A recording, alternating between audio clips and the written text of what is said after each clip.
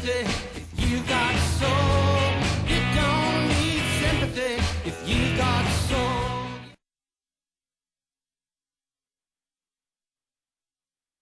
I've been at it for almost 6 years, and I have done a good job raising happy, healthy, responsible children.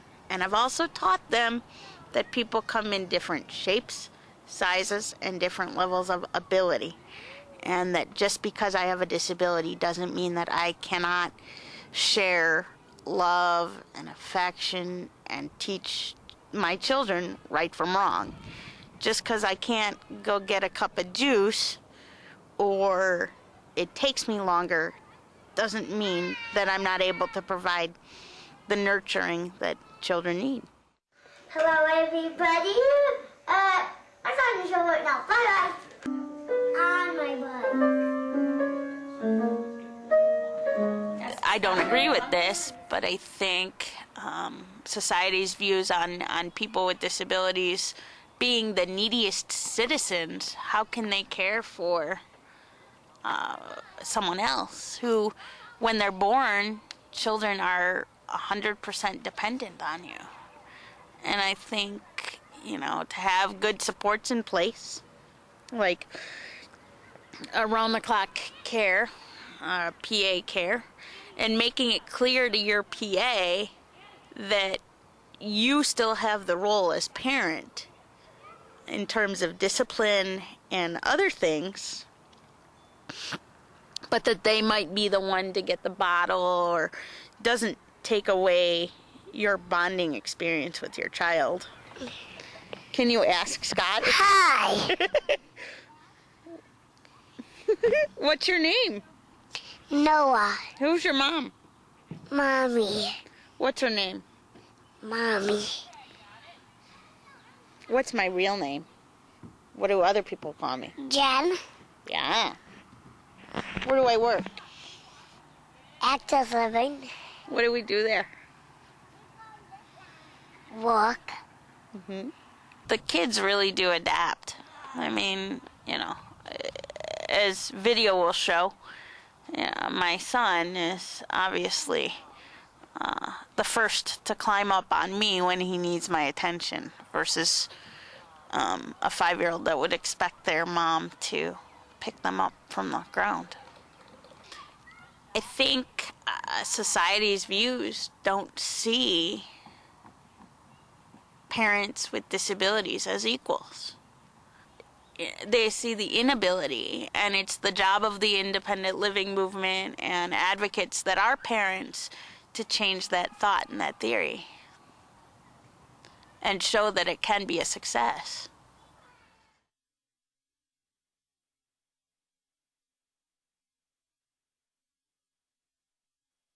We've been parents for almost 4 years. So I just think that there's still a willful ignorance on the part of a lot of people to acknowledge that people with disabilities have the ability, I guess for lack of a better word, I might think of a better one, but have the ability, the wherewithal to make any life decision that anyone else can, and that includes being a parent.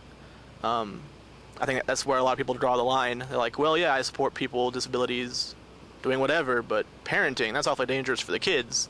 And it's not, but they don't take the time to learn that, I guess, to get to know myself and parents like me, to learn that, and they just make assumptions based on our disability, which, it's another particularly insidious form of ableism, I think, just to assume that because of who I am or the fact that I'm in a chair that there's just certain crucial things that I can't do as a parent for my children, and that's just not true.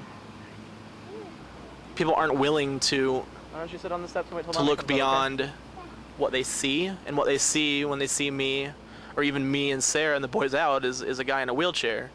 The negative looks are still out there, and even you hear the whispers once in a while. I can't believe that they're doing that. I would just ask them to challenge that assumption, because that's all it is it's an assumption, and it's not a very well grounded assumption at that. So I'd ask them to kind of do a little bit of introspection and ask themselves why they feel that way.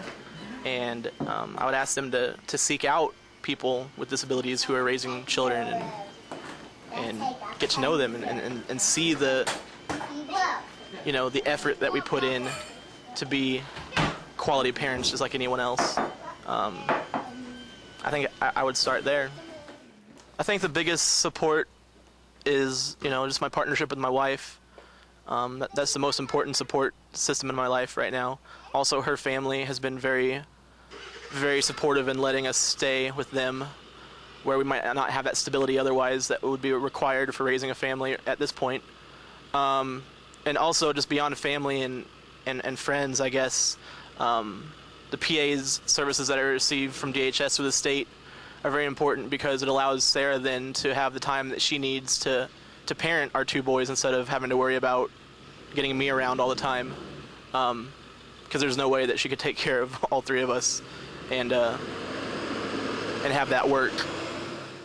Yeah, family is a big help because there's not the resource available for his personal assistants to be able to assist him with parenting his children. So a lot of times it is me just hands-on doing everything and somewhat handling the situation as a single parent, even though I do have a partner with me to help with the kids, but he's just not physically able to be guiding them down the stairs to a playroom or things like that, taking them out on a walk safely, and stuff like that. Whereas if it was covered under personal assistance, helping him with able to hold their hands and go with him out to the park or something like that, he'd be able to be doing a lot more parenting things than he is now. Caleb Dean, pick up the chalk.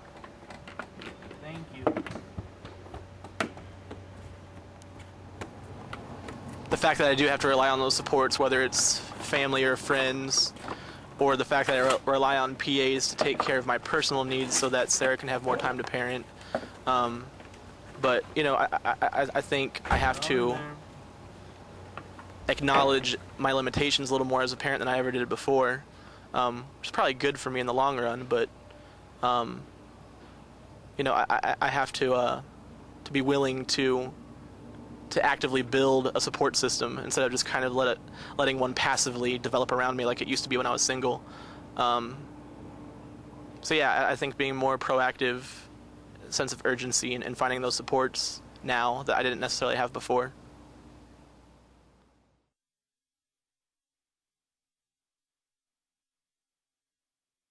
My name is Gaby Herrera, and I'm 36, and I'm a single mom with a disability. People are just so close-minded as looking at me as a parent. They think that I cannot be a parent because I'm in a wheelchair. When I had my baby, my parents wanted to take him away from me, and they did the impossible to take him away from me. But I fought, and I talked to the right people. My parents called DCFS on me to see if they wanted to see if they could take the baby away from me. And no, luckily, I fought, and here I am with my almost 3-year-old son. Yeah, thank God. When my parents found out that I was pregnant, they didn't want me to have my kid because of my disability. And I really need their support. They have come around, but not completely, because of my disability. They still think, and up to this point, they still think I'm not doing a good job because of my disability. Give me a chance to be a parent and show you how I could take care of my son. It's a beautiful thing to be a parent. You know, give me that right to be a parent. I assure you that that we don't put him in danger. You know, a lot of people out there think that that we put our kid in danger, and we don't. I would tell my mom if I'm not doing things right, to help me out, to not to try to take my son away, to help me out and be a good parent, to show me how to do it, me being in a wheelchair. Yeah. Oh, it broke? Yeah. Oh, see, it didn't break? It didn't break. You could play with it. Where's the damage? Can you get them out of the tunnel and bring them? No. Why not? I have a family supporter. Her name is Gaby Herrera, and she supports me a lot. She helped me take my boy to a play group in a library every Thursday. So that's my biggest support right now. And my PA helped me too.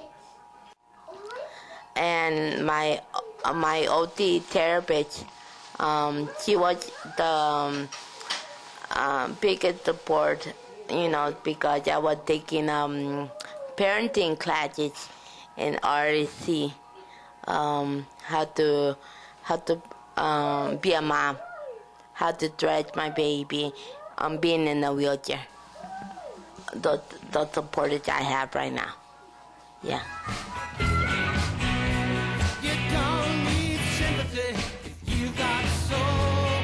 You don't need sympathy if you got soul. Good afternoon, everyone. I'm Myra Christian. I'm with the Family Resource Center on Disabilities in Chicago. We're one of 2 federally funded parent training and information centers here in the state of Illinois, one of more than 100 across the country, and we're all funded by the U.S. Department of Education's Office of Special Ed Programs in Washington, D.C.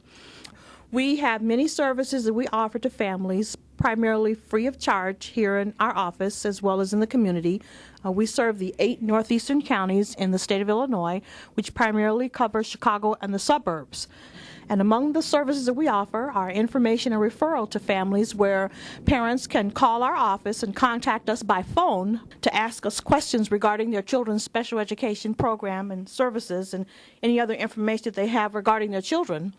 We help them, again, to understand how to work proactively with the school. They would call for issues regarding they're preparing for a special education meeting, or they're getting ready for something regarding conflict resolution. Maybe they're trying to understand what the due process procedure is and how that works, or just being able to communicate as they prepare for their special education meeting. And one of the things that we encourage families to do is to put their information in writing, whether they're making a request to the school for a specific service or support, or whether the family is preparing for the IEP meeting. We encourage them to write things down so that when they get to the meeting, they'll have the information right there in front of them, and even to help them to be as proactively and to be as well versed as they can, again, is to have even information from outside sources that would help them to even have more information about understanding their child's disability.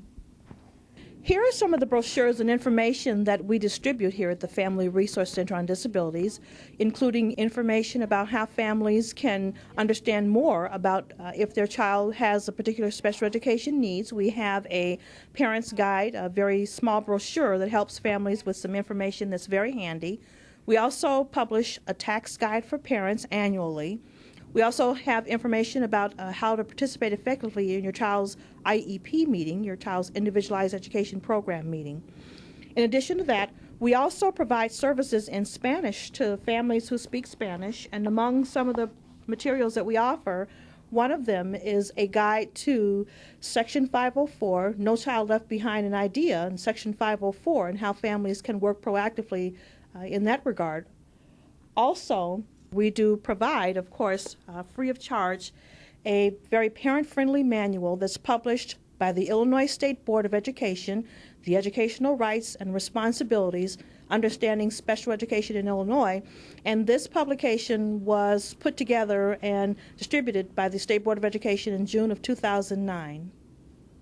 We talk a lot about parents' rights and certainly students' rights. And there is a federal law, but we need to move beyond just the law, the technicalities. What schools should be doing, what individuals should be doing, is creating a structure where children are accepting and they understand their classmates' disabilities. Mm-hmm. Now, I saw this done very well, particularly in a Chicago public school that my son attended, because their philosophy was, we'll bring in the kids with the special needs at an early age. And they didn't just all of a sudden, kindergarten through 8th grade, throw kids into the building. They started bringing them in year by year at kindergarten, 1st grade level. And what I found was the classmates were very accepting of their peers with disabilities. Excellent. And to some extent, I think the children were even more accepting than the adults. And they taught the adults how to act around their classmates with special needs. Mm-hmm. And I remember a situation with a teacher once saying, gee, I teach 8th grade, and by the time these kids with special needs get up into my class, I'm worried about, how are the kids in wheelchairs going to get around? And with all these special needs, I'm worried about how their classmates will accept them. And she found out in a few years, when they got up to her class, the kids that had been together pretty much since kindergarten, 1st grade, were very knowledgeable about their classmates with disabilities. Mm-hmm. And they were able to tell the adults involved, well, this is what this student needs. It's no big deal. We understand that. And, we've been seeing that for years. Wow. So I think that's a beautiful way to do it. Unfortunately, I haven't seen it done in any other schools that way. Oh. And I think that when a parent comes in and they have a problem with a child being picked on or bullied, which happens in schools all the time. We have a training session on that in particular. But when a child has a disability, the school has the wherewithal to get people to come in and provide training for mm-hmm. free. And different organizations we provide the parent training, and certainly we would provide training to teachers and schools if we were asked. But there are different organizations that are able to speak to the needs of different disability areas. And the best thing to do under the law, they say if a child has a disability and someone in the school doesn't understand how to provide for that, special training should be provided for those teachers, those people who, participate in that school day. I'm a parent of an adult child with a disability, and we knew at birth that he had a problem. And it hadn't been diagnosed yet. It took a little while to do that. But we knew that he had a physical problem and it was a medical problem. We didn't know about the school's situation, what would come up when he was in school, and that he'd have other issues. But I kind of divided up between parents that find out at birth or when their children are very young, mm-hmm. and then the parents that find out that their child has a problem when they're in school. Absolutely. I look at it that way. Yes. And I think that, with both situations, we help to pave the road so that the kids' needs are met in school. My son is now a young adult, and he's very much an advocate for himself, but he didn't always want to be an advocate. There was a time, especially when he was a teenager, mm-hmm. when he really was resistant to the whole idea that there was a problem. He just wanted to pretend it wasn't there and forget about it. And that's the attitude of a lot of people out there. Mm-hmm. But I think with time, there's an understanding is created that if you have a disability, it's probably better to let people know and to access the help that you need. Absolutely. And I think that's another thing here at our center as well, or in the parent centers, is helping parents to understand, and even individuals to understand the law and the rules, regulations, policies, and procedures that are in place to help individuals with disabilities. And as Elliot mentioned, his son is an advocate and self-advocate, speaks up for himself, and just understanding some of what the rules and regulations are if he's going to participate in a particular program or service, understanding what the parameters are, and again, helping to understand that the legislation is there to help to even level the playing field for individuals with disabilities. Well, we hope that you have enjoyed our segment this afternoon. We're located in downtown Chicago across the street from the DePaul University at 20 East Jackson Boulevard. We're in room 300, third floor of the building here. The intersection, of course, is Jackson and State. And as I mentioned earlier, of course, you can get to us from anywhere in the world. We have the orange line that comes from Midway, the blue line that comes from the O'Hare Airport. We have several of the Metro train lines that come right here into downtown Chicago, as well as the bus lines. And among the services, of course, that we offer are free trainings on special education rights and parents' rights training seminars, again, that help families to work more proactively with their school programs. So we encourage you to come and partake in the services that we offer. We can be reached at area code 312-939-3513. We have a toll-free number that primarily is outside of our service area, but if for anyone who is not here in Chicago, we have our toll-free number of 1-800-952-4199.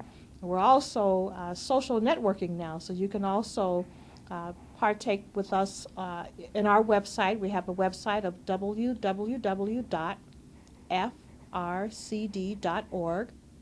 We have an email address of info, I-N-F-O, at frcd.org. And we have a Facebook page, and you can follow us on Twitter as well. So you have lots of opportunities to partake and to come and to visit with us.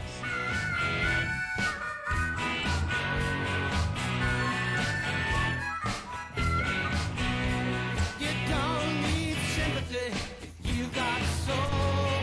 You don't need sympathy if you got soul. You can hold out your hand, you can sit back, you can go sleep at night with that shame in your hand. Closed captioning made possible by support from the Costa C Foundation.